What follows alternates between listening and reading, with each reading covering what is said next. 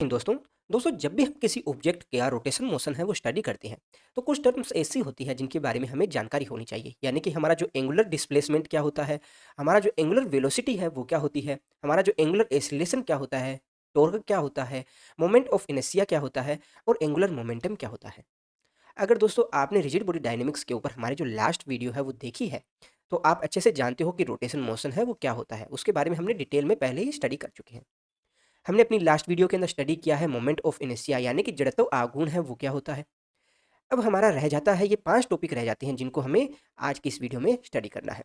फिर इसके बाद में हम स्टडी करेंगे कि आईआईटी का एग्जाम हो चाहे आपका नीट का एग्जाम हो तो किस तरह के क्वेश्चंस हैं यहाँ पूछे जाते हैं और उन क्वेश्चन को सोल्व करने के लिए हमें कौन सी ट्रिक्स यूज करनी है और उनको किस तरह से हमें सोल्व करना है। तो सभी चीज़ों को वन बाय वन देखेंगे। तो आज की इस वीडियो में लास्ट तक बने रहिएगा क्योंकि आज की इस वीडियो में हमें काफ़ी कुछ नया सीखने को मिलेगा। तो चलिए शुरू करते हैं। सबसे पहले हम सीखने का प्रयास करते हैं कि हमारा जो एंगुलर डिस्प्लेसमेंट क्या होता है। तो इसके लिए पहले आप जो साइड में चल रही वीडियो को ध्यान से देखिएगा। इसमें कोई भी हमारी दो ऑब्जेक्ट है, ऑब्जेक्ट ए एंड बी, जो किसी वृत्ताकार पथ के अंदर मोशन कर रहे हैं यानी कि सर्कुलर मोशन कर रहे हैं। तो सर्कुलर मोशन करते हुए हमारा जो ऑब्जेक्ट ए है वो मोशन करते हुए किसी समय पर कहाँ पहुंच जाता है, मान लेते हैं यहाँ पर पहुंच जाता है। ठीक है। इसी प्रकार से हमारा जो ऑब्जेक्ट बी है वो भी इस सर्कुलर पाथ के अंदर मोशन करते हुए किसी समय पर यहाँ पर पहुंच जाता है।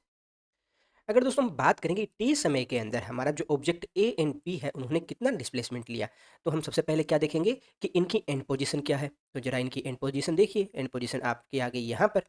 ठीक है ना। तो हम सबसे पहले देखते हैं इनका डिस्प्लेसमेंट क्या हुआ है। डिस्प्लेसमेंट क्या हुआ है, तो डिस्प्लेसमेंट क्या होता है, हमने क्या स्टडी किया डिस्प्लेसमेंट के लिए। हम जानते हैं कि उसकी जो स्टार्टिंग पोजीशन है और जो एंड पोजीशन है उनको मिलाने वाला जो मिनिमम जो पाथ होता है वो हमारा क्या कहलाता है, डिस्प्लेसमेंट कहलाता है। तो यहाँ पर जो ऑब्जेक्ट ए के लिए जो डिस्प्लेसमेंट कौन सा होगा, आप कहोगे कि डिस्प्लेसमेंट होगा अपना ये वाला। ठीक है। इसी प्रकार से हमारा जो ऑब्जेक्ट बी है उसके लिए डिस्प्लेसमेंट क्या होगा, तो इसकी स्टार्टिंग पोजीशन है ये वाली और एंड पोजीशन है यहाँ। तो दोनों को मिलाने वाला जो मिनिमम जो पाथ होगा वही अपना क्या कहलाएगा, डिस्प्लेसमेंट कहलाएगा। तो हमारा जो ऑब्जेक्ट ए एंड बी के लिए जो डिस्प्लेसमेंट क्या है, जो स्टार्टिंग पोजीशन और एंड पोजीशन को मिलाने वाला मिनिमम पाथ। तो डिस्प्लेसमेंट की वैल्यू किस तरह से फाउंड करोगे, हम जानते हैं कि अगर स्टार्टिंग पोजीशन यहाँ पर है तो मान लेते हैं ये वाली जो पोजीशन है इसकी ये मान लेते हैं R1 वेक्टर है और एंड पोजीशन है ये वाली, इसको मैं मान लेता हूँ R2 वेक्टर। तो जरा मुझे बताइए ये वाला जो वेक्टर है वो R1 वेक्टर है और ये वाला जो वेक्टर है वो है R2 वेक्टर। ठीक है। तो डिस्प्लेसमेंट किसके बराबर होगा, मान लेते हैं ये वाला है, कोई भी एक आर वेक्टर मान लो और इस आर वेक्टर की वैल्यू किसके बराबर होगी, तो आप कहेंगे जो वेक्टर एडिशन लो के हिसाब से R1 vector plus are vector equals to किसके बराबर होगा, R2 वेक्टर। तो जो आर वेक्टर है ये किसके बराबर आ जाएगा, R2 vector minus of R1 vector. तो आप बड़े ही आसानी से डिस्प्लेसमेंट बता सकते हो चाहे आपका ऑब्जेक्ट ए है या बी है। ठीक है ना। तो यहाँ पर ये वाला R1 है आपका और ये वाला है आपका R2। बी के लिए कैलकुलेट करोगे तो बी के लिए हो सकता है कोई दूसरी लेंथ आएगी। ओके। परंतु दोस्तों जब हम बात करते हैं एंगुलर डिस्प्लेसमेंट के लिए तो हम देखते हैं कि हमारे जो ऑब्जेक्ट ए और बी है उन्होंने कितना कोणीय विस्थापन लिया। कोणीय विस्थापन के लिए हम क्या कहेंगे कि स्टार्टिंग पोजीशन के ऊपर उसका एंगल क्या बन रहा है और एंड पोजीशन के ऊपर उनका एंगल क्या बन रहा है और उन दोनों के एंगल का जो डिफरेंस होता है उसको हम क्या बोलते हैं, एंगुलर डिस्प्लेसमेंट बोलते हैं। ठीक है।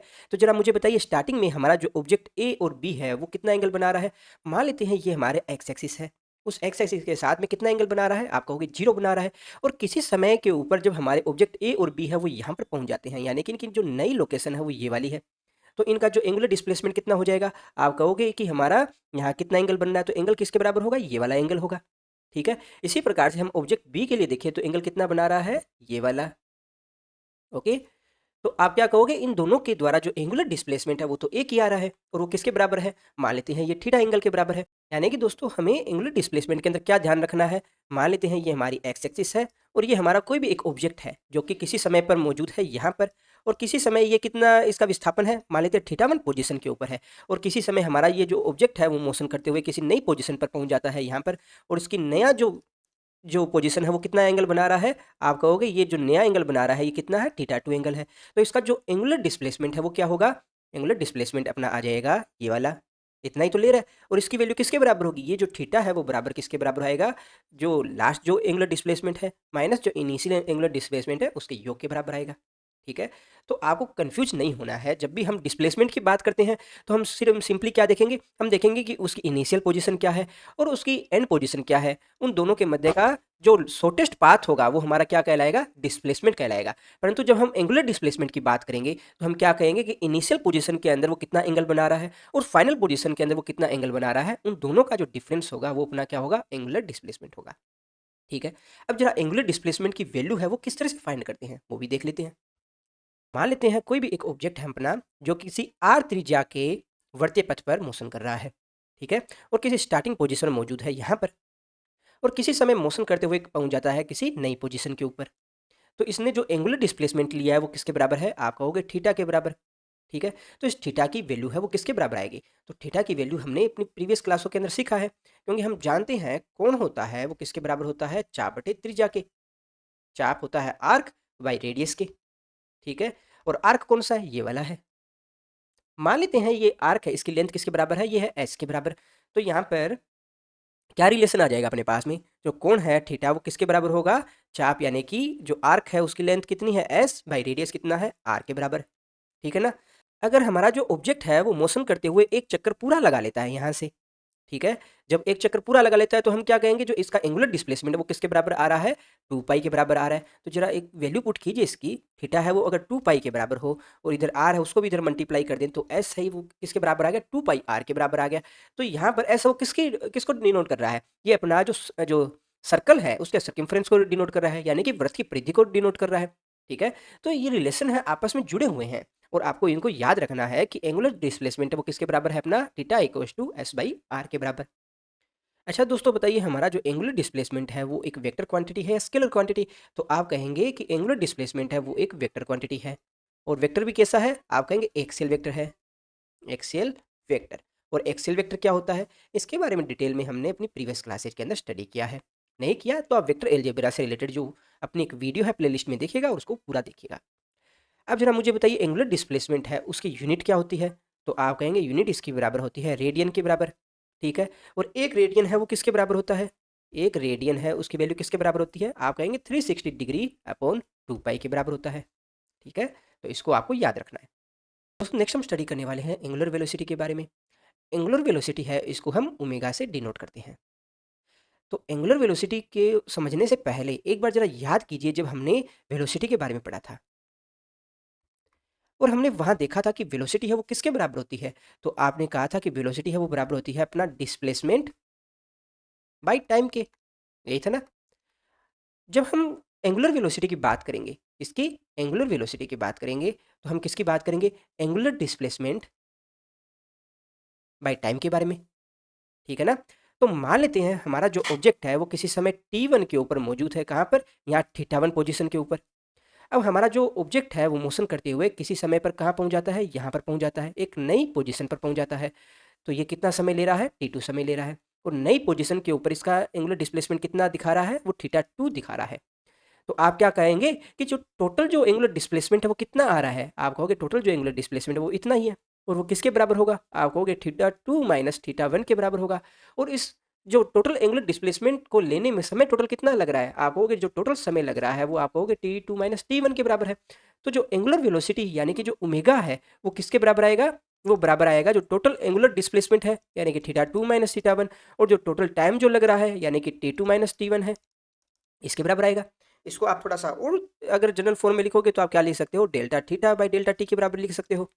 ठीक है, अगर अपना जो डेल्टा टी समय है वो बहुत ही कम हो, बहुत ही कम समय अंतराल के अंदर वो कितना एंगुलर डिस्प्लेसमेंट ले रहा है, अगर हम उसकी बात करें तो क्या आएगा अपना omega equals to limit delta T tends to zero, यानी कि बहुत ही कम समय अंतराल हो।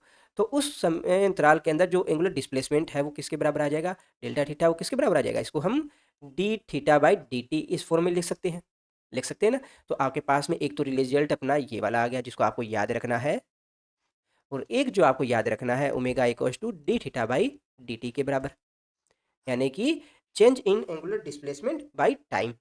ओके, अब जरा मुझे ये बताइए कि हमारा जो एंगुलर वेलोसिटी है वो एक वेक्टर क्वांटिटी है या स्केलर क्वांटिटी है, तो आप कहोगे कि हमारा जो एंगुलर वेलोसिटी है वो क्या है, एक वेक्टर क्वांटिटी है, और वेक्टर भी कैसा है, एक्सियल वेक्टर है, एक्सियल वेक्टर है। तो यहाँ पर जो हमारा एंगुलर वेलोसिटी है इसकी डायरेक्शन कौन सी होगी? तो आप कहेंगे ओमेगा वेक्टर है वो किसके बराबर होगा?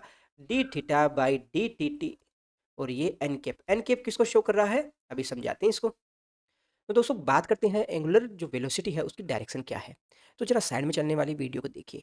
इसमें हम क्या देखते हैं कि जब हमारा जो ऑब्जेक्ट है उसका जो एंगुलर डिस्प्लेसमेंट है जिस डायरेक्शन में हो रहा है, उस डायरेक्शन के अंदर हम अपनी जो फिंगर्स है उनको अगर कर्ल कर लें तो हमारा जो थंब है, थंब की डायरेक्शन हमें क्या शो करेगी? हमारा जो एंगुलर वेलोसिटी है उसकी डायरेक्शन को शो करेगी।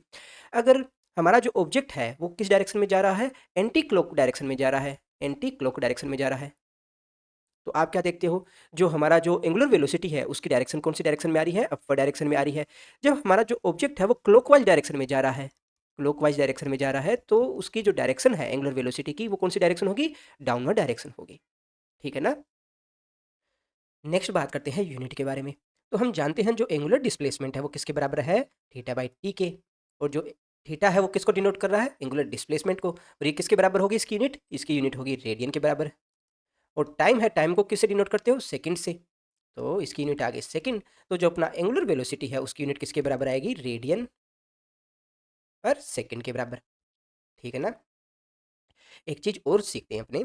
देखिए, हमारा कोई भी ऑब्जेक्ट है जो सर्कुलर मोशन कर रहा है, तो किसी समय पर वो यहाँ पर मौजूद है। अब हमारा जो ऑब्जेक्ट है वो मोशन करते हुए एक चक्कर पूरा लगा लेता है, तो इस कंडीशन के अंदर एक चक्कर पूरा लगाएगा, उस कंडीशन के अंदर इसका एंगुलर डिस्प्लेसमेंट किसके बराबर होगा? आप कहोगे थीटा है वो किसके बराबर होगा? थीटा इक्वल्स टू 2 पाई होगा। तो एक चक्कर पूरा लगाने में हमारा जो एंगुलर डिस्प्लेसमेंट आया है थीटा इक्वल्स टू 2 पाई, इसकी वैल्यू अगर हम रखेंगे तो हमारे जो एंगुलर वेलोसिटी है वो किसके बराबर आएगा? 2 पाई बाई टी। और टी को मैं कैपिटल टी से डिनोट करता हूँ। और यहाँ पर जो कैपिटल टी आया है वो क्या कहलाता है? आपका टाइम पीरियड। टाइम पीरियड यानी कि हमारा जो ऑब्जेक्ट है उसको एक चक्कर जो पूरा लगाने में जो लगा गया समय है वो क्या कहलाता है? उसका आवर्तकाल कहलाता है। ठीक है? और यहाँ पर 1/t है उसको हम किससे डिनोट करते हैं? एन से डिनोट करते हैं। और ये एन क्या कहलाता है? आवर्ती कहलाता है, फ्रीक्वेंसी कहलाता है। ठीक है? तो जरा याद रखिएगा जो अपना एंगुलर वेलोसिटी है वो किसके बराबर होता है? 2 पाई एन के बराबर भी होता है। तो इन तीनों को आपको याद रखना। नेक्स्ट हम स्टडी करते हैं हमारा जो एंगुलर एसिलेशन क्या होता है। तो एंगुलर एसिलेशन है उसको हम एल्फा से डिनोट करते हैं। ओके, इसको समझने से पहले जरा याद कीजिए जब हमने सेकंड चैप्टर के अंदर एसिलेशन के बारे में पढ़ा था, और वहाँ हमने क्या देखा था कि जो हमारा जो एसिलेशन है वो क्या होता है? हमने देखा था कि किसी टाइम पीरियड के अंदर जो हमारा जो वेलोसिटी है उसमें जो चेंज हो रहा है उसको हम क्या बोलते थे? एसिलेशन बोलते थे। परंतु जब हम बात करेंगे एंगुलर एसिलेशन के बारे में, तो हम क्या कहेंगे कि किसी टाइम पीरियड के अंदर हमारी जो एंगुलर वेलोसिटी है उसमें कितना चेंज हो रहा है। ठीक है? तो मान लेते हैं किसी समय t1 के ऊपर हमारा जो ऑब्जेक्ट है उसकी एंगुलर वेलोसिटी कितनी है? ओमेगा 1 है। ओके? और इसका एंगुलर डिस्प्लेसमेंट कितना है? थीटा 1 है। और किसी समय हमारा जो ऑब्जेक्ट है वो मोशन करते हुए एक नई पोजीशन पर आ जाता है। तो इस नई पोजीशन में आने के लिए उसको समय कितना लग रहा है? उसको t2 समय लग रहा है। और जब ये नई पोजीशन के ऊपर आ रहा है तो इसकी जो एंगुलर वेलोसिटी है वो कितनी है? वो है ओमेगा 2। ठीक है? और इसका जो नया जो पोजीशन है तो उसकी पोजीशन का यानी कि जो डिस्प्लेसमेंट है वो किसके बराबर है? आप कहोगे ये जो डिस्प्लेसमेंट है वो थीटा 2 के बराबर है। ओके? तो इस पूरे मोशन के दौरान आपने जो टोटल जो एंगुलर जो डिस्प्लेसमेंट लिया है वो किसके बराबर है? जो टोटल एंगुलर डिस्प्लेसमेंट है वो अपना है थीटा 2 माइनस थीटा 1। और जो आपका जो वेलोसिटी में चेंज है वो किसके बराबर है? वेलोसिटी में चेंज है वो अपना आ रहा है जो इनिशियल वेलोसिटी और फाइनल जो वेलोसिटी है उनका डिफरेंस। तो आप क्या कहोगे? जो ओमेगा है वो किसके बराबर है? Omega 2 minus of omega 1। ठीक है ना? और जो टाइम पीरियड जो यहाँ लग रहा है वो किसके बराबर है? तो आप कहोगे जो टाइम पीरियड यहाँ लग रहा है वो किसके बराबर है? t2 minus t1। तो यहाँ ये सब वैल्यू आप रखोगे तो ये किसके बराबर आ गया? Omega 2 minus omega 1 by t2 minus t1। तो यहाँ से जो अपना एंगुलर एसिलेशन है उसको आप ऐसा भी कुछ डिनोट कर सकते हो, ओमेगा 2 माइनस ओमेगा 1 ये किसके बराबर है? ये इन दोनों का डिफरेंस यानी delta omega by delta T के बराबर आ गया। अगर क्या होता हमारा जो डेल्टा टी है वो बहुत ही कम है, तो हम क्या लगाते? डेल्टा टी डेंस टू 0 अगर होता तो उस कंडीशन में हम इसको कैसे लिखते हैं? Delta omega by delta T. अब डेल्टा टी है वो बहुत ही छोटा है, बहुत ही अल्प टाइम पीरियड है, तो इस कंडीशन के अंदर हम इसको डिनोट करते alpha equals to d omega by D t. ठीक है? तो आपको ये वाला फॉर्मूला और ये वाला जो दोनों फॉर्मूले हैं वो याद करने हैं। ठीक है ना? ठीक है? अगर यहाँ पर हम ओमेगा की वैल्यू भी रख दें, ओमेगा किसके बराबर है? ओमेगा है अपना D theta by D T के बराबर। तो ये भी अगर रख दिया जाए तो हमारा जो एंगुलर एसिलेशन है वो किसके बराबर आ जाएगा? D square theta by D T square. कोई दिक्कत नहीं। अब जरा मुझे बताइए इसकी यूनिट है वो किसके बराबर आएगी? तो आप कहेंगे कि भाई थीटा है, थीटा की यूनिट क्या होती है? आप कहोगे रेडियन, और नीचे कितना है? टाइम, टाइम का स्क्वायर है, यानी कि क्या आ जाएगी यूनिट इसकी? रेडियन पर सेकंड स्क्वायर। ओके। अब जरा मुझे बताइए अपना जो एंगुलर एक्सेलरेशन है वो एक वेक्टर है या स्केलर है? तो एंगुलर एक्सेलरेशन है वो अपनी एक वेक्टर क्वांटिटी है। अब अगर वेक्टर क्वांटिटी है तो निश्चित तौर पर इसकी कोई डायरेक्शन भी होगी। तो जरा इसकी डायरेक्शन क्या है उसको भी हम समझ लेते हैं।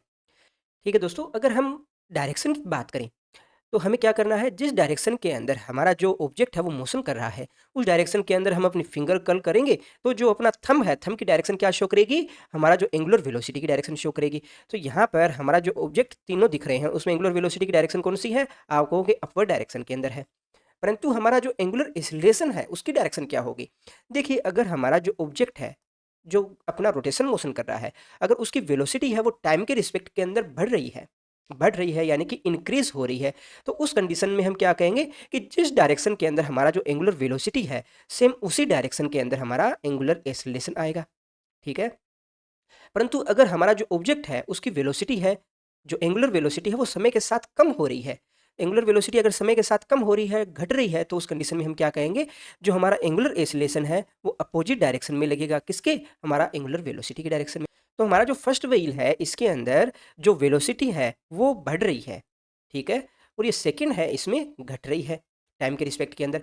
तो इसमें जो हाँ घट रही है वहाँ ओमेगा और एल्फा दोनों एक दूसरे के अपोजिट डायरेक्शन में है, जबकि फर्स्ट है दोनों में इक्वल ही डायरेक्शन में है। ठीक है, याद रहेगा आपको। फिर भी डाउट हो तो आप कमेंट बॉक्स में पूछ सकते हो। नेक्स्ट हम समझ लेते हैं कि हमारा जो लीनियर वेलोसिटी है और जो एंगुलर वेलोसिटी है उन दोनों में रिलेशन क्या है। तो मान लेते हैं कोई दो ऑब्जेक्ट है ए और बी, जो किसी कांस्टेंट एंगुलर वेलोसिटी ओमेगा के साथ मोशन कर रहे हैं, और किसी समय के ऊपर हमारे दोनों ऑब्जेक्ट है वो यहाँ पर पहुँच जाते हैं। हमारा जो ऑब्जेक्ट ए है वो यहाँ आ जाता है, जबकि जो ऑब्जेक्ट बी है वो यहाँ आ जाता है। क्योंकि दोनों ही ऑब्जेक्ट की जो एंगुलर वेलोसिटी इक्वल है, तो आप क्या कहोगे कि इनका जो एंगुलर डिस्प्लेसमेंट है वो भी इक्वल ही होने वाला है। दोनों ही ऑब्जेक्ट कितना एंगुलर डिस्प्लेसमेंट ले रहे हैं, मान लेते हैं इन दोनों का एंगुलर डिस्प्लेसमेंट है वो थीटा है। ओके, तो इनकी जो एंगुलर वेलोसिटी है वो किसके बराबर है, omega equals to theta by t के बराबर। परंतु एक चीज़ देखिए, क्या इन्होंने यहाँ पर इक्वल ही आर्क है वो कवर किया है? तो आप देखोगे हमारा जो ऑब्जेक्ट ए है वो सिर्फ इतनी ही दूरी तय कर रहा है, जबकि हमारा जो ऑब्जेक्ट बी है वो इतनी दूरी तय कर रहा है। तो आप क्या देखेंगे कि समान टाइम पीरियड के अंदर, इक्वल टाइम पीरियड के अंदर हमारा जो ऑब्जेक्ट ए है, ए की तुलना के अंदर बी है वो ज़्यादा दूरी तय कर रहा है। यहाँ आप इतना तो समझ सकते हो कि हमारा जो ऑब्जेक्ट बी है उसकी जो लीनियर वेलोसिटी है वो कहीं ना कहीं ज़्यादा है अपना ऑब्जेक्ट ए की तुलना में। ठीक है, तो इसमें एक रिलेशन है उसको हमें समझना पड़ेगा। तो देखिए, हमारा जो ऑब्जेक्ट ए है उसने ये जो डिस्प्लेसमेंट लिया है उसको मैं S1 से डिनोट कर देता हूँ, और जो हमारा जो ऑब्जेक्ट बी है इसने ये जो दूरी तय की है उसको मैं S2 से डिनोट कर देता हूँ। तो जरा मुझे बताइए S1 और S2 की वैल्यू क्या होगी? तो आप कहेंगे जो S1 है उसकी वैल्यू किसके बराबर आ जाएगी? देखिए, एंगल है वो किसके बराबर होता है, आर्क बाई रेडियस के बराबर होता है, और आर्क किसके बराबर है, S1 बाई ये वाली जो दूरी रेडियस है वो मैं R1 मान लेता हूँ, और ये वाली जो रेडियस है उसको मैं R2 से डिनोट कर देता हूँ। तो ये S1 है बाई R1 के बराबर आ जाएगा, और इधर वाला किसके बराबर आ जाएगा, S2 बाई R2 के बराबर आ जाएगा ना। तो यहाँ से आपके पास में एक रिलेशन ये आ गया कि S1 है वो किसके बराबर आ गया, थीटा R1 के बराबर आ गया। इसी प्रकार से हमारा जो S2 है वो किसके बराबर आ जाएगा, थीटा R2 के बराबर आ जाएगा। अगर बोथ साइड अपने डिफ्रेंशिएट करें टी के रिस्पेक्ट के अंदर, तो आपके पास में क्या आ जाएगा, ds1 by D t equals to किसके बराबर आ जाएगा, d theta by D t. अब देखिए, R1 है वो तो कांस्टेंट है, इसलिए इसका डिफरेंशिएशन तो होगा नहीं, तो यहाँ पर भी इसी प्रकार से आ जाएगा ds2 बाई डी टी, और ये किसके बराबर आ जाएगा, d theta by D T, and साथ में आ जाएगा R2। तो इसको थोड़ा सा और सोल्व करके लिखोगे तो आपके पास में क्या आ जाएगा कि ये वाली जो वेलोसिटी है वो किसके बराबर आ जाएगी, ये इसकी रेखीय वेलोसिटी को रिप्रेजेंट करेगा, ये किसके बराबर आ जाएगा, v1 इक्वल्स टू, और ये किसको रिप्रेजेंट करेगा, इसकी एंगुलर वेलोसिटी ओमेगा R1, और इसी प्रकार से ये क्या आ जाएगा, v2 equals to omega R2। ठीक है, तो यहाँ फर्स्ट और सेकंड से आप क्या समझ सकते हो कि हमारा जो लीनियर वेलोसिटी है वो किसके बराबर होती है, हमारी एंगुलर वेलोसिटी और हमारी जो रेडियस है उन दोनों के मल्टीप्लाई के बराबर आती है। अब जरा इनकी डायरेक्शन के बारे में और डिस्कस कर लेते हैं। देखिए, हम जानते हैं हमारा जो ओमेगा है वो भी वेक्टर क्वांटिटी है, हमारा रेडियस है उसकी भी कोई डायरेक्शन है, हमारा जो लीनियर वेलोसिटी है वो भी एक वेक्टर क्वांटिटी है। तो यहाँ पर निश्चित तौर पर इन दोनों में से कोई एक रिजल्ट है वो अपना सही आने वाला है, वी वेक्टर ही ओमेगा क्रॉस आर वेक्टर होगा, या फिर अपना होना चाहिए r vector cross omega vector. ठीक है, इन दोनों में से एक वैल्यू है वो अपनी सही होगी, परंतु कौन सी वैल्यू सही होगी इसको हम समझ लेते हैं जरा। देखिए, हमारे पास में यहाँ पर हम जानते हैं कि हमारा जो एंगुलर वेलोसिटी है उसकी डायरेक्शन कौन सी होती है। देखिए, हमारा जो ऑब्जेक्ट है अगर उसने डिस्प्लेसमेंट है वो अगर इस डायरेक्शन में लिया है, डिस्प्लेसमेंट अगर इस डायरेक्शन में हो रहा है तो डिस्प्लेसमेंट की डायरेक्शन में हम अपनी अगर फिंगर्स को लेके जाएंगे तो जो थंब है, थंब की डायरेक्शन हमें क्या शो करेगा, हमें एंगुलर वेलोसिटी को शो करेगा। और जो हमारा रेडियस है उसकी डायरेक्शन कौन सी होगी, रेडियस की डायरेक्शन आप कहोगे इस डायरेक्शन में होगी। ठीक है, तो यहाँ पर अगर ओमेगा क्रॉस आर करें, ओमेगा क्रॉस आर करेंगे यानी कि ओमेगा से आर की तरफ अगर अपनी फिंगर्स को लेके जाओगे तो आपके पास में किसकी डायरेक्शन आएगी, वेलोसिटी की डायरेक्शन आएगी। तो यहाँ पर हमारा जो सही जो रहेगा रिप्रेजेंटेशन वो क्या रहेगा, वी वेक्टर है वो किसके बराबर होगा, omega vector cross are vector के बराबर। ठीक है, समझ में आया आपको। अगर v equals to omega r है, इसको हम एक बार और डिफ्रेंशिएट कर दें, एक बार और डिफ्रेंशिएट करोगे तो आपके पास में क्या आ जाएगा, dv by D T plus D omega by D T और साथ में आर आ रहा है तो यहाँ पे dv बाई डी टी है वो क्या आएगा, अपना a आएगा। ठीक है, इसी प्रकार से D omega by D t है ये क्या आ जाएगा, अपना एल्फा के बराबर, और ये साथ में क्या आ रहा है, आर आ रहा है। तो यहाँ से ये अपने पास में रिलेशन आ गया किसका, अपना जो लीनियर एसिलेशन, और ये क्या है, एंगुलर एसिलेशन। ओके, तो ये भी आपको याद रखना है कि हमारा जो लीनियर एसिलेशन और एंगुलर एसिलेशन में क्या रिलेशन होता है। अब इसको भी वेक्टर फॉर्म में अगर देखें तो क्या हो जाएगा, तो देखिए अपना जो लीनियर एसिलेशन है वो किसके बराबर हो जाएगा, alpha vector cross are vector के बराबर। तो यहाँ जो वेक्टर फॉर्म के अंदर रिलेशन आया है इसको भी जरा हम समझ लेते हैं। देखिए हमने अभी थोड़ी देर पहले ही पढ़ा कि अगर हमारा जो ऑब्जेक्ट है वो अगर सर्कुलर मोशन कर रहा है तो टाइम के रिस्पेक्ट के अंदर हमारा जो एंगुलर वेलोसिटी है वो अगर बढ़ रही है तो हम क्या कहेंगे कि हमारा जो एंगुलर एक्सीलरेशन है उसकी डायरेक्शन है वो अपना एंगुलर वेलोसिटी की डायरेक्शन में ही होगा। ठीक है, परंतु अगर हमारा जो एंगुलर वेलोसिटी है ओमेगा वो टाइम के रिस्पेक्ट में घट रही है तो हम क्या कहेंगे कि हमारा जो एंगुलर एक्सीलरेशन है वो अपोजिट डायरेक्शन में होगा, किसके, एंगुलर वेलोसिटी की डायरेक्शन के। इसी प्रकार से हम जानते हैं कि कोई भी ऑब्जेक्ट है अगर वो मोशन कर रहा है, लीनियर मोशन कर रहा है और टाइम के रिस्पेक्ट के अंदर उसकी वेलोसिटी है वो बढ़ रही है तो हम क्या कहेंगे कि एक्सीलरेशन है वो उसके सेम डायरेक्शन में लग रहा है। अगर उस ऑब्जेक्ट की वेलोसिटी है वो घट रही है तो हम क्या कहेंगे, एक्सीलरेशन है वो विपरीत डायरेक्शन में लग रहा है। इसको आप कुछ इस तरह से भी समझ सकते हो कि अगर हमारे जो ऑब्जेक्ट है उसकी वेलोसिटी 10 मीटर पर सेकंड है, कुछ समय के पश्चात उसकी जो वेलोसिटी है वो 10 से 5 हो जाती है, तो निश्चित तौर पर आप ब्रेक लगा रहे हो या उसको रोकने का प्रयास कर रहे हो तभी उसकी वेलोसिटी टाइम के रिस्पेक्ट में कम हो रही है। तो जब रोकने का प्रयास कर रहे हो तो आप क्या कहोगे कि एक्सीलरेशन है वो अपोजिट डायरेक्शन में लग रहा है। ठीक है, तो इस कंडीशन में भी अपना जो एक्सीलरेशन है वो किस डायरेक्शन में लगेगा, अगर बढ़ रहा है तो इस डायरेक्शन में, अगर घट रहा है तो इस डायरेक्शन में लगेगा। अब जरा करके देखिए अपना एल्फा क्रॉस आर करके देखिए, अपना एल्फा जा रहा है इस डायरेक्शन में, आर जा रहा है इस डायरेक्शन में। ठीक है, तो एल्फा क्रॉस आर करोगे तो आपके पास में जो ये वाली जो डायरेक्शन आएगी वो किसकी आएगी, ए वेक्टर की आएगी। इसी प्रकार से अगर अपना एल्फा है वो इस डायरेक्शन में है, ठीक है, यानी कि अपना जो रोटेशन वो कम हो रहा है टाइम के रिस्पेक्ट में, आर वेक्टर उसकी डायरेक्शन ये वाली है, तो अपना अभी भी एल्फा क्रॉस आर आप करोगे तो ये कौन सी डायरेक्शन दिखाएगा, एल्फा क्रॉस आर। तो इस कंडीशन में आपका जो ए वेक्टर है वो आएगा इस डायरेक्शन में आएगा। ठीक है, तो कंफ्यूज नहीं होना है, जो अपने कंसेप्ट पढ़ रहे हैं वही सभी जगह लगेंगे। ठीक है, तो काफ़ी इंपॉर्टेंट रिजल्ट है, इसको भी आपको याद रखना है। दोस्तों नेक्स्ट हम स्टडी करते हैं कि हमारा जो रोटेशन मोशन होगा इसके अंदर इक्वेशन ऑफ मोशन है वो हमें कौन सी यूज करनी है। तो हमने जब सेकंड चैप्टर के अंदर जब हम ट्रांजैक्शन मोशन स्टडी कर रहे थे तो वहाँ हम कौन सी इक्वेशन ऑफ मोशन यूज कर रहे थे, v बराबर u प्लस ए टी। इसी प्रकार से अपना था s equals to u t plus half a t square, and third था अपना v स्केयर बराबर u square plus two a s. ठीक है, तो किसी तरह का कन्फ्यूजन नहीं रहेगा, सेम ही हमें अप्लाई करनी है कहाँ, अपना रोटेशन मोशन के लिए। बस यहाँ हमें क्या चेंज करना है, अपना जो v है v की जगह हम रिप्लेस कर देंगे ओमेगा को। अपना जो यहाँ पर जो डिस्प्लेसमेंट है वो किस में आ जाएगा, एंगुलर डिस्प्लेसमेंट में, और जो एसिलेशन है वो अपना किस में आ जाएगा, एंगुलर एसिलेशन में।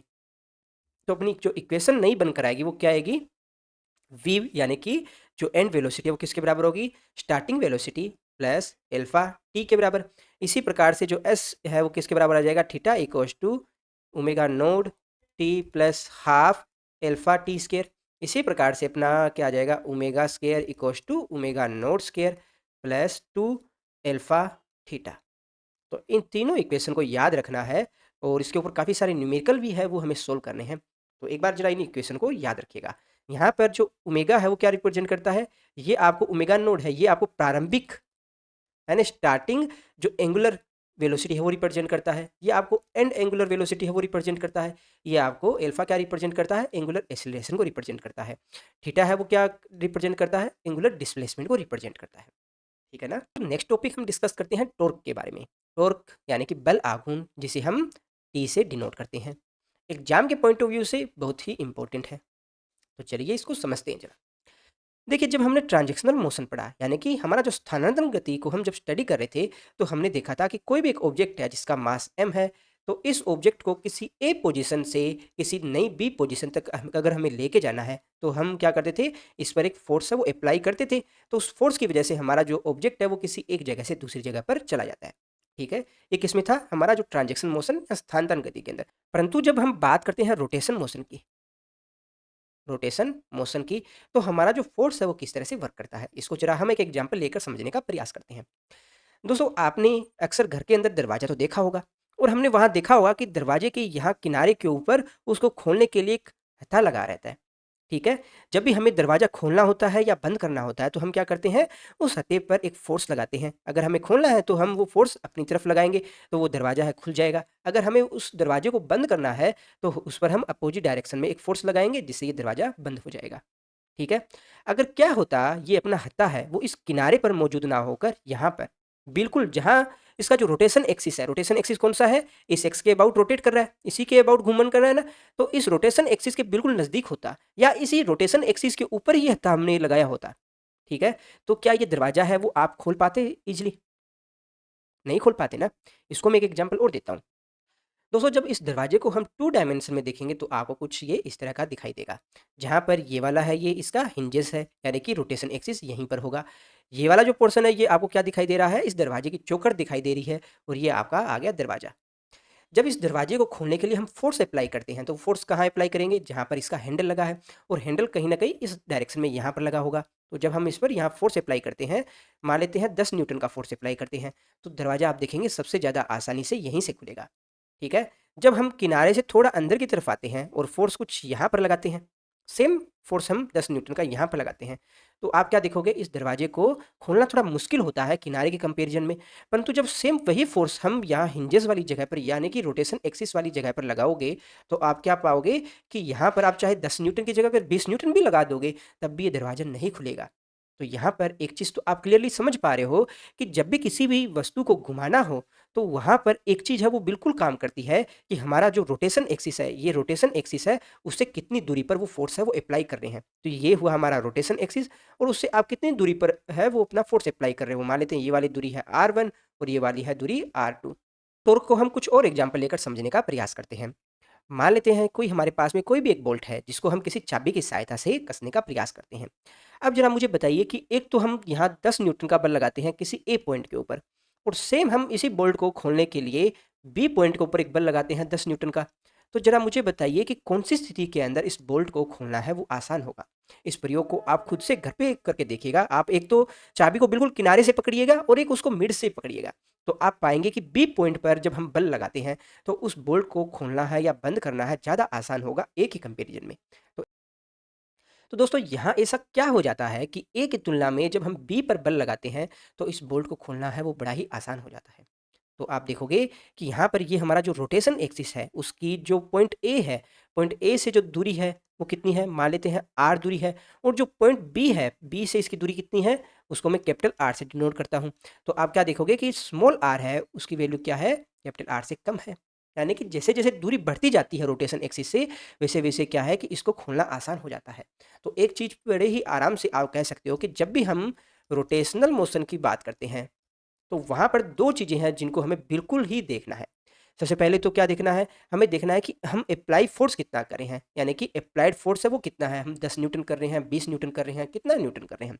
सेकंड, हमें देखना है रोटेशन एक्सिस से उसकी दूरी कितनी है, दूरी जितनी ज़्यादा होगी, उतना ही आसानी से हम उस ऑब्जेक्ट को रोटेट करवा पाएँगे। ठीक है?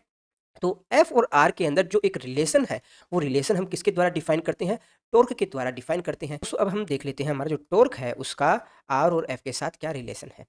ठीक है, तो हम जानते हैं हमारा जो फोर्स है वो एक वेक्टर क्वांटिटी है, आर भी वेक्टर क्वांटिटी है, और हमारा जो टॉर्क है वो भी एक वेक्टर क्वांटिटी है।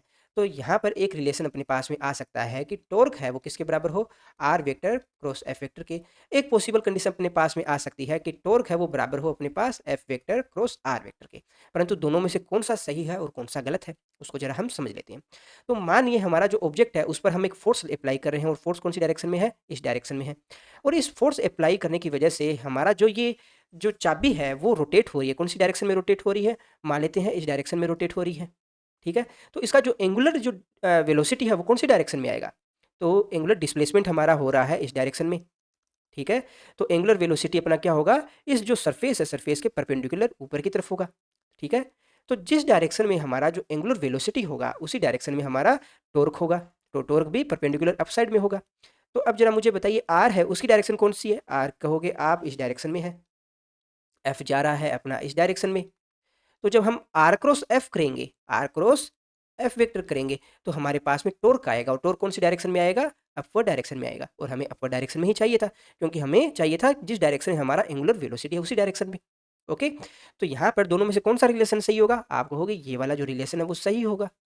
तो आपको याद रखना है कि टॉर्क है वो किसके बराबर होता है, टॉर्क बराबर होता है अपना आर क्रॉस एफ वेक्टर के बराबर। इसको दोस्तों हम कुछ ऐसा भी लिख सकते हैं, टॉर्क है वो बराबर होता है आर एफ साइन थीटा के बराबर। ओके, तो ये किसको रिप्रेजेंट करेगा, तो मान लेते हैं ये हमारा है एफ वेक्टर, जो कि परपेंडिकुलर ना होकर किसी डायरेक्शन यानी किसी एंगल बनाते हुए इस पर लगाया जा रहा है। तो यहाँ पर एफ वेक्टर लग रहा है अपना इस डायरेक्शन में, अपना आर जा रहा है कौन सा, इस डायरेक्शन में, ये आपका आर वेक्टर है। तो यहाँ पर आर और एफ में कितना एंगल बनना है, थीटा एंगल बनना है। तो उस कंडीशन में अपना टॉर्क है वो किसके बराबर होगा, आर एफ साइन थीटा के बराबर होगा, ठीक है, कोई दिक्कत नहीं है। अब जब टॉर्क है, टॉर्क की मैक्सिमम वैल्यू और मिनिमम वैल्यू क्या होगी, टॉर्क है वो मैक्सिमम कब होगा, तो आप कहोगे जब थीटा है वो 90 डिग्री के बराबर हो, थीटा 90 डिग्री के बराबर होगा तो साइन थीटा की वैल्यू 1 आती है, तो टॉर्क है वो किसके बराबर हो जाएगा, आर एफ के बराबर हो जाएगा। और अपना जो टॉर्क है उसकी मिनिमम वैल्यू किसके बराबर होगी, जब आप कहोगे थीटा है उसकी वैल्यू 0 के बराबर हो, 0 का मतलब क्या है, जिस डायरेक्शन में आपका आर है उसी डायरेक्शन में हम एफ है वो अप्लाई कर रहे हैं, तो टॉर्क है वो अपने आप कितना आ जाएगा, 0 आ जाएगा। तो इस कंडीशन में टॉर्क कितना रहेगा, 0 रहेगा। ओके, कोई डाउट है तो पूछिएगा आप जरा। दोस्तों अब जरा देख लेते हैं किसी रिजिड बॉडी के लिए जो हमारा जो टॉर्क है वो क्या होता है। तो मान लेते हैं ये हमारी कोई एक रिजिड बॉडी है। अब रिजिड बॉडी है वो किससे मिलकर बनी होगी, वो छोटे छोटे पार्टिकल से ही मिलकर बनी होगी। तो ये मान लेते हैं छोटे छोटे पार्टिकल हैं। ओके, तो मान लेते हैं इन पार्टिकल का जो द्रव्यमान है वो कितना है, m1 है, इसका द्रव्यमान है m2 है, और ये इसका द्रव्यमान है m3 है। इसी प्रकार से ये mn पार्टिकल्स है जो कि यहाँ मौजूद है रिजिड बॉडी के अंदर। अब ये रिजिड बॉडी है वो रोटेट कर रही है, और ये इसका रोटेशन एक्सिस है। तो इसके अबाउट रोटेट कर रही है, तो आप क्या कहोगे, रोटेशन एक्सिस से इसकी जो परपेंडिकुलर दूरी है वो कितनी है, ये है r1। और दोस्तों यहाँ हमारा जो m1 पार्टिकल है उसके लिए टॉर्क क्या होगा, तो मान लेते हैं हमारा जो m1 पार्टिकल है उस पर कोई फोर्स लग रहा है, वो कितना है, F1 फोर्स है। ओके, तो टॉर्क 1 है वो किसके बराबर आ जाएगा, अपना r1 वेक्टर क्रॉस F1 के बराबर, ठीक है। यहाँ पर R1 और F है, इसके बीच में कितना है, 90 डिग्री का एंगल है। तो आप इसको ऐसा कुछ लिख सकते हो, टॉर्क है वो किसके बराबर होगा, टॉर्क होगा अपना R परपेंडिकुलर, और साथ में F1 है वो किसके बराबर है, अपना M1 A1 के बराबर। इसी प्रकार से हमारा जो M2 है उसकी रोटेशन एक्सिस से दूरी है R2, M3 की R3, एंड जो Mn पार्टिकल है उसकी रोटेशन एक्सिस से दूरी है Rn, ठीक है। ये सारे पार्टिकल है वो रोटेशन एक्सिस के अबाउट रोटेट कर रहे हैं किसी एंगुलर वेलोसिटी ओमेगा के साथ, और इनका जो एसिलेशन है वो क्या है, एंगुलर एसिलेशन एल्फा। ओके, जो तो यहाँ पर जो टॉर्क है वो किसके बराबर होगा, टॉर्क बराबर होगा r vector cross f vector के बराबर होगा, होगा ना। अब जरा मुझे बताइए यहाँ पर कोई भी एक फोर्स है वो एफ लग रहा है, यहाँ पर किसी भी डायरेक्शन में, मान लेते हैं इस डायरेक्शन में एक एफ फोर्स है वो यहाँ लग रहा है। तो एक चीज़ तो आप कह सकते हो कि यहाँ पर जो रोटेशन एक्सिस के साथ ये जो R1 है या R2 है या R3 है या Rn है, ये सारे के सारे क्या है, परपेंडिकुलर है, परपेंडिकुलर है ना। तो मैं सबसे पहले R1 के लिए कैलकुलेट कर लेता हूँ और फिर उसको सभी के लिए ही मान लेते हैं। इसको हम इन जनरल लिख देते हैं, टॉर्क 1 इक्वल्स टू क्या हो जाएगा, आर परपेंडिकुलर, इसको मैं R1 ही लिख देता हूँ, M1 A1। और देखिए हमने अभी थोड़ी देर पहले ही तो पढ़ा अपना जो एंगुलर एसिलेशन और लीनियर एसिलेशन में क्या रिलेशन है, ए इक्वल्स टू होता है अपना एल्फा आर के बराबर, और आर की जगह R1 आएगा। तो आप क्या कहोगे, टॉर्क 1 है वो किसके बराबर आ जाएगा, M1 alpha and R1 square के बराबर, ठीक है। ये किसके लिए है, हमारा M1 के लिए है। इसी प्रकार से आप M2 के लिए क्या कहोगे, आप कहोगे टॉर्क 2 है वो किसके बराबर होगा, एल्फा M2 R2 स्क्वायर। इसी प्रकार से हम Mn पार्टिकल के लिए क्या कहेंगे, Mn पार्टिकल के लिए जो टॉर्क n है वो किसके बराबर है, alpha Mn Rn square. So net जो टॉर्क आएगा वो किसके बराबर आएगा, इन सभी को अगर हम ऐड कर दें, torque 1 plus torque 2 plus torque 3, ठीक है, तो सभी को ऐड करोगे तो आपके पास में क्या आ जाएगा, एल्फा कॉमन आ जाएगा, और साथ में क्या आ जाएगा, M1 R1 square plus m2r2 plus m3r3, ठीक है? इस प्रकार से सभी पार्टिकल्स के लिए आ जाएगा। तो आपको जरा लास्ट वीडियो के अंदर याद होगा, हमने जब मोमेंट ऑफ इनर्शिया पढ़ रहे थे, तो मोमेंट ऑफ इनर्शिया किसके बराबर होता है? I इक्वल्स टू mr² के बराबर होता है। तो वहाँ से अपने यहाँ I की वैल्यू रखोगे, तो टॉर्क है वो किसके बराबर होता है? I अल्फा के बराबर हो गया। इसको जरा कंपेयर कीजिएगा अपना फोर्स के साथ। फोर्स है वो किसके बराबर होता है? ma के बराबर होता है। तो यहाँ पर जब हम ट्रांजैक्शनल मोशन की बात करते हैं, तो हमारा जो फोर्स है वो किसके बराबर होता है? ऑब्जेक्ट के मास और उसका एक्सेलरेशन है उसके बराबर। परंतु जब हम रोटेशन मोशन की बात करते हैं, तो हम क्या कहते हैं? उसका जो मोमेंट ऑफ इनर्शिया यानी जड़त्व आघूर्ण और उसका जो एंगुलर एक्सेलरेशन है उसके बराबर। ठीक है? तो जो काम हमारा जो ट्रांजैक्शनल मोशन में मास करता है, वही काम रोटेशन मोशन के अंदर हमारा आई करता है, मोमेंट ऑफ इनर्शिया करता है। तो बहुत ही इंपॉर्टेंट चीज़ है, इसको आपको याद रखना है, torque equals to I alpha. I के बारे में डिटेल में हमने अपनी लास्ट वीडियो के अंदर स्टडी किया है। वो वीडियो सारी आप देख सकते हो कि डिफरेंट टाइप की अलग-अलग बॉडीज़ है, उनके लिए मोमेंट ऑफ इनर्शिया क्या होता है। फिर भी किसी स्टूडेंट को डाउट हो, आप कमेंट बॉक्स में पूछ सकते हो। ठीक है? हाँ, जब अपनी कॉपी में आप नोट्स बनाओ तो वहाँ इसको अलग से नोट कर लीजिएगा कि यहाँ आई है, उस पूरी रिजिड बॉडी का मोमेंट ऑफ इनर्शिया को शो कर रहा है। यानी कि आई है वो किसके बराबर होगा? Summation of i equals to 1 to n, यहाँ पर mi ri स्क्वायर, ठीक है ना? और इसी आई की वैल्यू हमने यहाँ रखी है। ओके? दोस्तों, टॉर्क से रिलेटेड कुछ इंपॉर्टेंट पॉइंट्स और हैं जिनको हम डिस्कस कर लेते हैं। ये हमारे पास में रिजिड बॉडी है जिसके ऊपर हम एक से ज़्यादा फोर्स है वो अप्लाई कर रहे हैं। तो मान लेते हैं F1 फोर्स है वो हमारा जो रोटेशन एक्सिस है, ये वाला जो रोटेशन एक्सिस है, इससे ये R1 दूरी पर अप्लाई कर रहे हैं। इसी प्रकार से जो F2 फोर्स है वो हमारा रोटेशन एक्सिस से परपेंडिकुलर दूरी R2 पर हम अप्लाई कर रहे हैं। ठीक है? तो हम देखते हैं कि हमारा जो फोर्स F1 और F2 की वजह से टॉर्क है वो कितना लगता है और उनकी डायरेक्शन है वो क्या रहती है। तो सबसे पहले हम देखते हैं F1 फोर्स की वजह से टॉर्क कितना लगता है। तो आप देखेंगे हमारा जो परपेंडिकुलर दूरी है ये है अपना R1। तो R1 की डायरेक्शन कौन सी होगी? R1 की डायरेक्शन होगी ये वाली। तो यहाँ पर जो टॉर्क 1 है जो कि किसकी वजह से लग रहा है? F1 फोर्स की वजह से लग रहा है। ये किसके बराबर होगा? R1 vector cross F1 vector के बराबर। और इसकी डायरेक्शन कौन सी होगी? तो ये है आपका R1 वेक्टर और ये है अपना F2। तो यहाँ पर ये इसको रोटेट करेगा और कौन सी डायरेक्शन में करेगा? इस डायरेक्शन में रोटेट करेगा, क्योंकि आर क्रॉस एफ करेंगे तो ये क्लॉकवाइज जाएगा। और इसकी टॉर्क की डायरेक्शन कौन सी होगी? आप देखेंगे ये अपना जो सरफेस है उसमें परपेंडिकुलर इनसाइड की तरफ होगी, इसलिए मैं इसको क्रॉस से डिनोट करता हूँ। इसी प्रकार से हम देखें अपना F2 की वजह से कितना टॉर्क लग रहा है। तो टॉर्क किसके बराबर होगा? टॉर्क अपना बराबर होगा, यहाँ पर परपेंडिकुलर दूरी कितनी है आपको हो गई, यहाँ परपेंडिकुलर दूरी है R2। तो यहाँ टॉर्क है वो बराबर आएगा R2 vector cross F2 vector. और उसकी टॉर्क की डायरेक्शन कौन सी होगी? तो आप कहेंगे टॉर्क की डायरेक्शन होगी ये वाला। ठीक है? ये भी इस ऑब्जेक्ट को कौन सी डायरेक्शन घुमाने का प्रयास कर रहा है? क्लॉकवाइज डायरेक्शन में घुमाने का प्रयास कर रहा है। और उसकी डायरेक्शन कौन सी होगी? ये भी सरफेस के परपेंडिकुलर इनसाइड होगी, इस वजह से मैं इसको क्रॉस से डिनोट करूंगा। ठीक है? समझ में आ गया होगा ना? तो यहाँ पर हमारा जो ऑब्जेक्ट है या रिजिड बॉडी है, इसके ऊपर जो जो नेट जो टॉर्क लग रहा है वो किसके बराबर होगा? जो नेट टॉर्क लग रहा है वो किसके बराबर होगा? क्योंकि दोनों ही ऑब्जेक्ट को एक डायरेक्शन में घुमा रहे हैं। आप देख रहे हैं जो F1 फोर्स है वो भी इसको क्लॉकवाइज डायरेक्शन में घुमा रहा है, हमारा जो F2 है वो भी इसको क्लॉकवाइज डायरेक्शन में घुमा रहा है। तो इस वजह से हम इनको आपस में ऐड करेंगे तो ये सेम साइन के साथ यहाँ आएगा। ठीक है ना? यहाँ तक दिक्कत नहीं है अपने को। अगर क्या होता कि हमारा जो F2 है उसकी डायरेक्शन अपने चेंज कर दे, यानी कि F2 है वो अपना इस डायरेक्शन में लग रहा है, अब क्या होता? तो यहाँ पर जो F1 है, F1 की वजह से तो कोई चेंज आएगा नहीं। F1 तो जितना पहले टॉर्क लगा रहा था उतना ही टॉर्क लगाएगा, डायरेक्शन भी सेम रही रहेगी। परंतु F2 की वजह से टॉर्क है वो डायरेक्शन में चेंज हो जाएगा। अब F2 लग रहा है अपना इस डायरेक्शन में। ओके? और अब हमारा जो ऑब्जेक्ट है वो कौन सी डायरेक्शन में घूमेगा? अब कीजिएगा आर क्रॉस एफ, ये अपना R2 वेक्टर क्रॉस F2 करेंगे तो ये अपना इस डायरेक्शन में घूमेगा। तो इस डायरेक्शन में घूमेगा तो अब अपना टॉर्क है, टॉर्क की डायरेक्शन कौन सी होगी? टॉर्क की डायरेक्शन अपना जो ये सरफेस है उसके परपेंडिकुलर आउटवर्ड डायरेक्शन में होगी। तो आप अच्छे से जानते हो कि जब भी कोई वेक्टर है वो सरफेस के परपेंडिकुलर आउटवर्ड डायरेक्शन में होती है तो आप उसको डॉट से डिनोट करते हो, और वो अगर सरफेस के परपेंडिकुलर इनसाइड होती है तो हम उसको क्रॉस से डिनोट करते हैं। तो यहाँ पर अपना टॉर्क है, टॉर्क की डायरेक्शन कौन सी होगी? सरफेस के परपेंडिकुलर आउटवर्ड डायरेक्शन में है, तो मैं इसको डॉट से डिनोट करूंगा। यहाँ हमारा F1 फोर्स है वो इस जो रिजिड बॉडी है उसको क्लॉकवाइज डायरेक्शन में घुमाने का प्रयास कर रहा है, जबकि हमारा जो F2 फोर्स है वो इसे एंटी क्लोज डायरेक्शन में घुमाने का प्रयास कर रहा है। तो यहाँ पर जो हमारा रिजल्टेंट जो टॉर्क आएगा वो किसके बराबर आएगा? देखिए यहाँ पर टॉर्क 1 है वो क्लॉकवाइज डायरेक्शन में और टॉर्क 2 है वो एंटी क्लॉकवाइज डायरेक्शन में, तो मैं इसको नेगेटिव साइन लगाकर इसको लिखूंगा। ठीक है? तो इसमें आपको कंफ्यूज नहीं होना है। एंड दूसरी चीज आपको याद रखनी है कि यहाँ पर अगर टॉर्क 1 है वो ज़्यादा रहता है टॉर्क 2 से, तो हमारा जो नेट जो टॉर्क लगेगा वो कौन सी डायरेक्शन में लगेगा? यानी बॉडी है वो कौन सी डायरेक्शन में घूमेगी? आप कहोगे इस डायरेक्शन में घूमेगी। अगर हमारा क्या होता टॉर्क 2 है वो ज़्यादा रहता टॉर्क 1 से ज़्यादा रहता, तो हमारी ये जो ऑब्जेक्ट है वो कौन सी डायरेक्शन में घूमेगा? ऑब्जेक्ट हमारा घूमेगा इस डायरेक्शन में। ठीक है ना?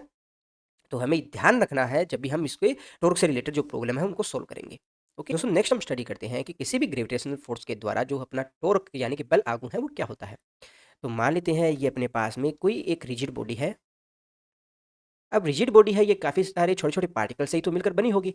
तो मान लेते हैं ये हमारी जो रिजिड बॉडी है, ये छोटे-छोटे पार्टिकल यानी कि M1 मास, M2, ये M3, इसी प्रकार से ये Mn छोटे-छोटे पार्टिकल से मिलकर बनी है।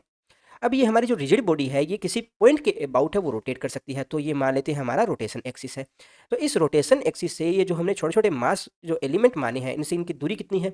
ये मान लेते हैं M1 मास है वो दूरी पर मौजूद है, R1 दूरी पर मौजूद है। इसी प्रकार से अपना M2 मास है वो R2 दूरी पर मौजूद है। इसी प्रकार से अपना Mn मास है वो अपना Rn दूरी पर मौजूद है।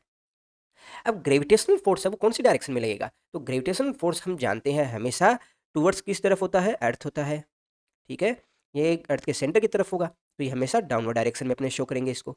तो mg है वो हमेशा डाउनवर्ड डायरेक्शन में लगेगा। तो m1 पे कौन सी डायरेक्शन में लगेगा? आप कहोगे m1g डाउनवर्ड डायरेक्शन में, इसी प्रकार से m2g लगेगा, इसी प्रकार से अपना mng लगेगा। तो यहाँ पर अपना फोर्स लग रहा है वो डाउनवर्ड डायरेक्शन में है और परपेंडिकुलर दूरी है वो अपना R1, R2, R3 इस तरह से है। तो जरा मुझे बताइए कि यहाँ पर M1g फोर्स जो लग रहा है उसकी वजह से टॉर्क कितना आएगा? इसको मैं टॉर्क 1 से डिनोट करता हूँ। यहाँ पर M2g है उसकी वजह से जो टॉर्क लग रहा है मैं इसको टॉर्क 2 से डिनोट करता हूँ। इसी प्रकार से अपना MNG फोर्स है उसकी वजह से जो टॉर्क लग रहा है उसमें को मैं टॉर्क n से डिनोट करता हूँ। तो इनकी वैल्यू क्या आएगी?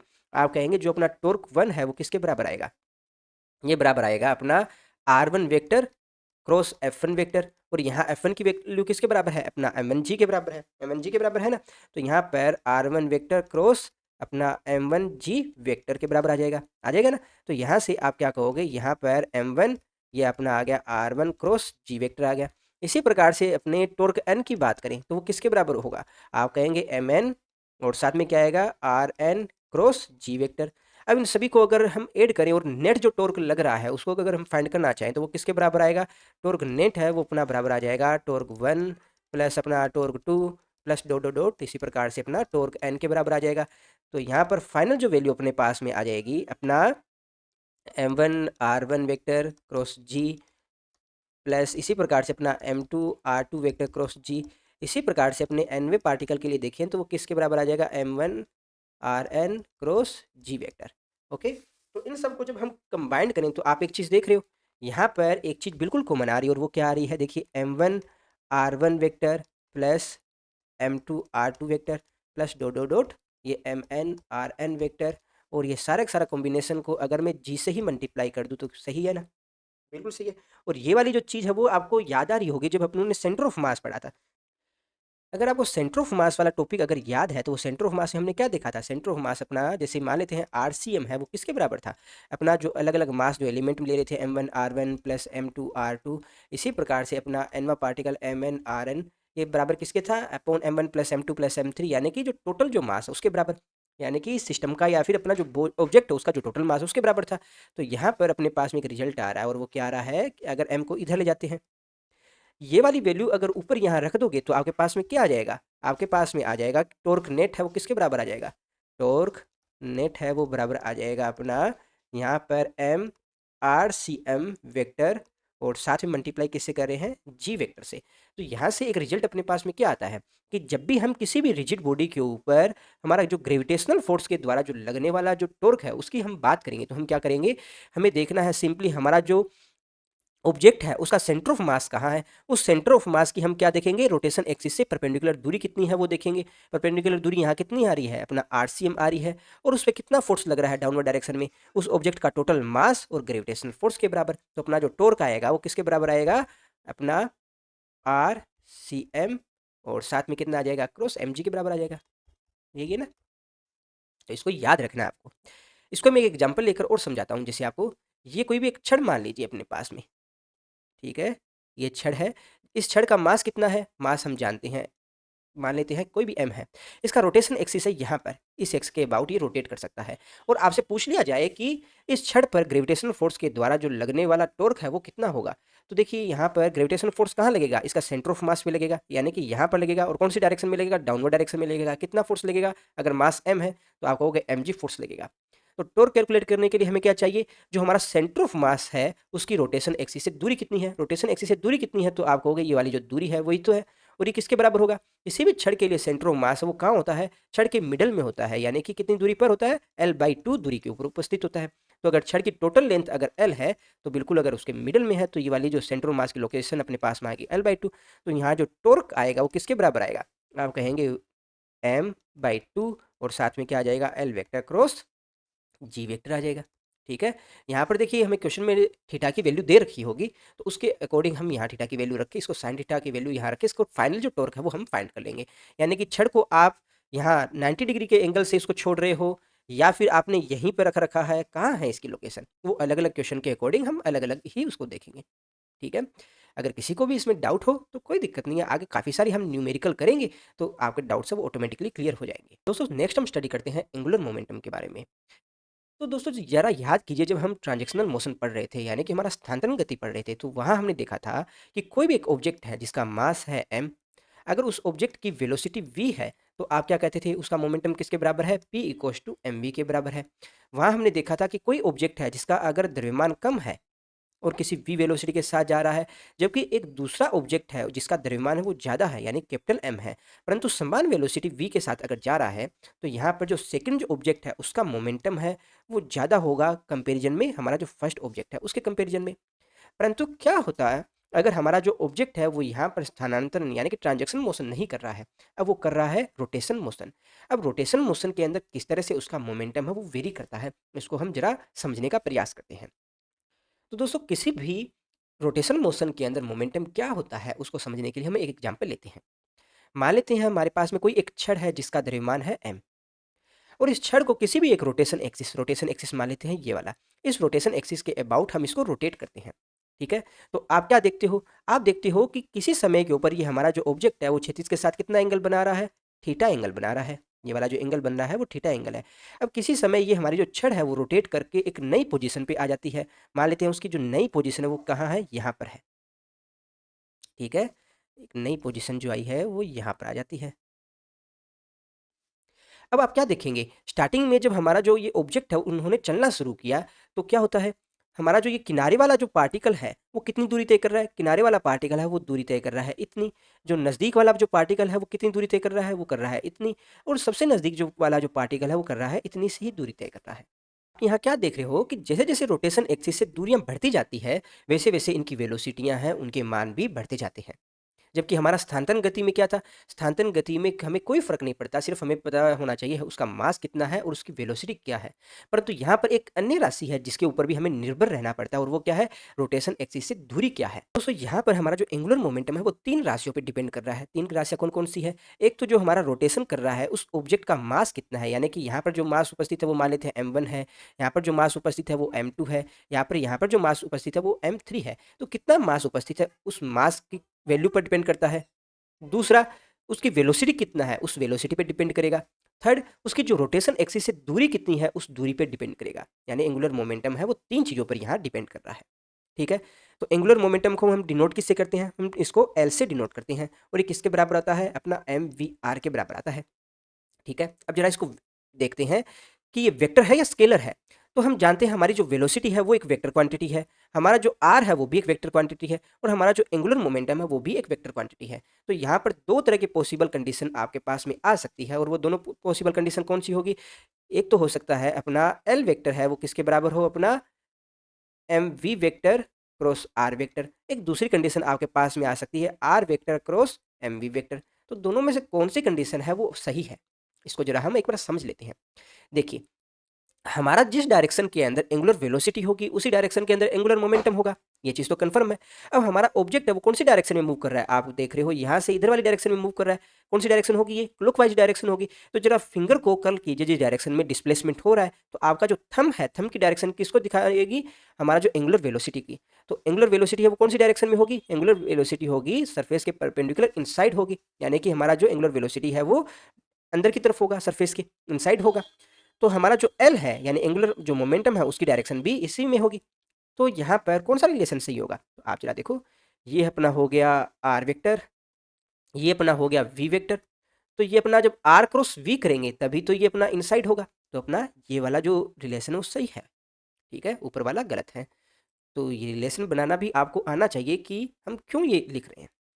तो यहाँ से अपने पास में जो एंगुलर मोमेंटम है वो किसके बराबर आ गया अपना m r vector cross v vector के बराबर आ गया। ओके, तो इसे हमें याद रखना है।